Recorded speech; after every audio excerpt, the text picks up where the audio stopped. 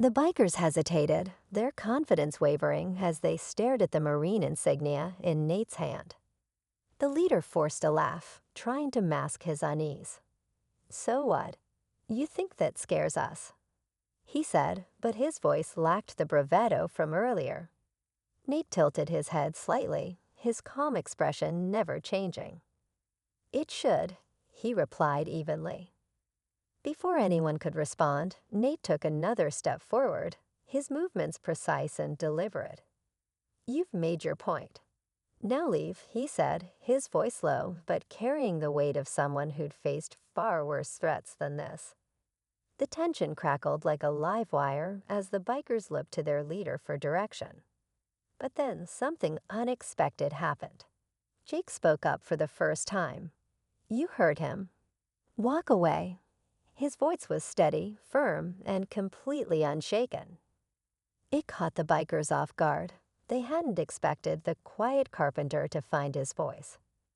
The leader looked between Nate and Jake, weighing his options.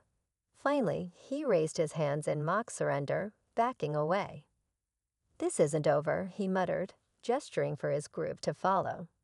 They mounted their bikes and roared off into the night, their bluster now hollow. As the sound of engines faded, Nate turned to Jake with a small grin. "You didn't need me after all," he said. Jake smirked back. "I knew you'd have my back anyway." But as the brothers turned to leave, Nate paused, his sharp instincts catching something Jake hadn't. In the shadows, one of the bikers lingered, watching them. Nate didn't say a word, but his steady gaze sent a clear message. Without a sound, the figure melted back into the darkness. The night was quiet once more, but both brothers knew this wasn't just about a random encounter. Something bigger was at play, and it wasn't over yet. As the night settled back into calm, Jake and Nate walked home side by side. The air was crisp, the distant hum of the retreating motorcycles fading into nothing. Jake glanced at his brother, the faint glow of a street lamp catching the tired but knowing look in Nate's eyes. "Think they'll come back?" Jake asked quietly. Nate shrugged, his usual calm unshaken. "Maybe. But if they do, we'll handle it." There was no bravado in his tone, just quiet confidence, the kind that came from a life of standing up when it mattered most. Back at the workshop, Jake ran his hands over the tools on his bench, grounding himself in the simple things he loved. "Thanks for being there," he said.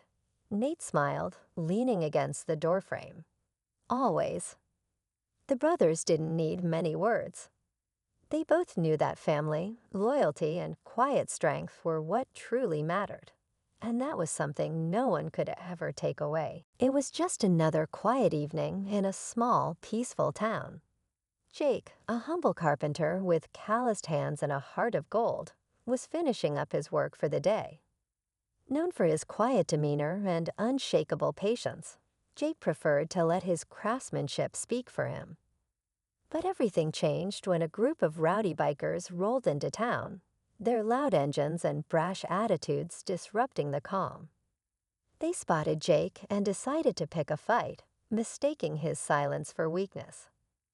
What they didn't know was that Jake's brother, Nate, had just returned from years of service as a Marine sniper. Fiercely protective of his family, Nate was never far from his brother's side. As tensions escalated, Nate stepped into the shadows, carefully assessing the situation. The bikers had no idea who they were messing with, and they were about to find out.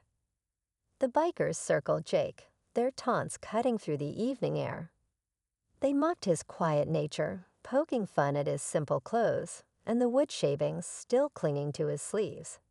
Jake stood firm, his eyes calm but focused. He wasn't the type to provoke or escalate, but he could sense that walking away wasn't an option this time. Nearby, Nate observed from the shadows, his sharp instincts kicking in. He had seen situations like this before. Different setting, same dynamics. He knew these bikers thrived on intimidation and didn't expect anyone to stand up to them. Nate's military training had taught him patience, precision, and when to act. For now, he stayed hidden, carefully studying their movements and weighing his options. What the bikers didn't realize was that Jake wasn't as helpless as he seemed.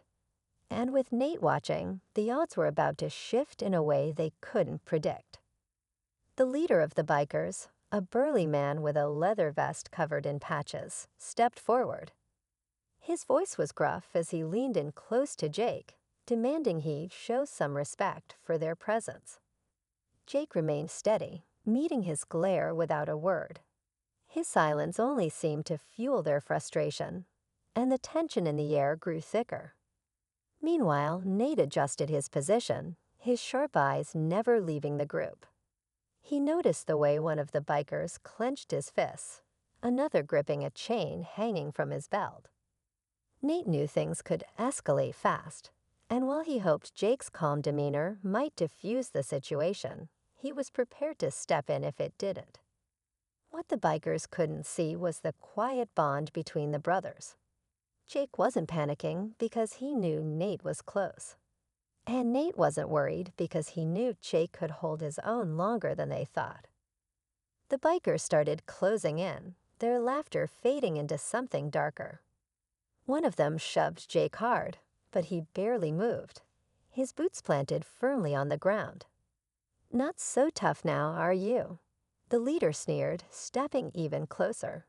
Jake's jaw tightened, but he didn't respond, his calm exterior masking the storm brewing beneath the surface. From the shadows, Nate's patience was wearing thin. He could see the tension in Jake's posture, the way his brother's hands slowly curled into fists. He also noticed how one of the bikers reached for something in his pocket, a gesture that sent a surge of adrenaline through Nate. He gripped the small pouch on his hip, a habit he picked up in combat, ready to act at a moment's notice. The night seemed to hold its breath as the confrontation reached a boiling point. One wrong move could send everything spiraling, and the bikers had no idea how close they were to facing a storm they couldn't outrun. Just as the leader of the bikers reached out to grab Jake's shirt, a distant voice called out, sharp and commanding, "That's far enough." The group froze for a moment, looking around in confusion. From the shadows, Nate finally stepped forward, his presence calm but commanding. He wasn't loud, but there was something about his tone that made people listen. "Who's this?" One of the bikers scoffed, eyeing Nate up and down. Another quiet one. "What's he gonna do?" They laughed, but there was an uneasiness creeping into their voices. Nate didn't respond, but his sharp, steady gaze unsettled them. Jake, still silent, took a small step back, a sign that he trusted Nate to take the lead. Then came the twist they weren't expecting. Nate reached into his pocket, not for a weapon, but for something small and folded. When he opened it, the unmistakable insignia of the Marine Corps gleamed under the streetlights.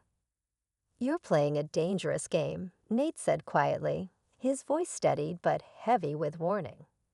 The bikers exchanged uncertain glances, suddenly realizing they might have underestimated the quiet Carpenter and his brother. The balance of power was shifting and fast.